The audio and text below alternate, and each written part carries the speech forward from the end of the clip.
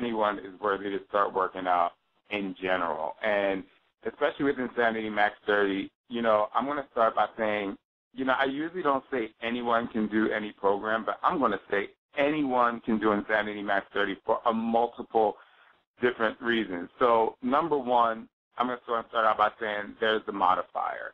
And everyone looked at modifier. You know, Danielle Katz said it best.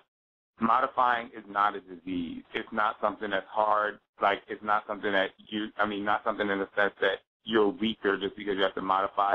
Modifying is amazing. And the reason why is because you get to move slowly.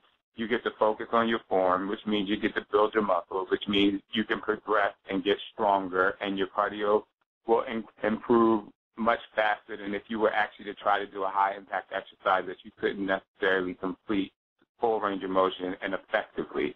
So that's number one. The other thing that's really amazing about having a modifier is on the CPD menu, we now have the modifier locked off. So on the right side of the screen, you can see the modifiers the entire time. And those modifiers are Scott Blocker and Danielle Katz. And the thing that's really great about having both of them as a modifier, you know, Scott was an ex-professional soccer player and wanted to modify in this program because he wanted people, especially males, to know that you don't need weights or equipment and you can still modify and stay in shape and get results. And you don't have to jump if you have knee issues or if you're a beginner. And Danielle Katz, you know, we all know she's a coach, and, you know, she's an Insanity format expert.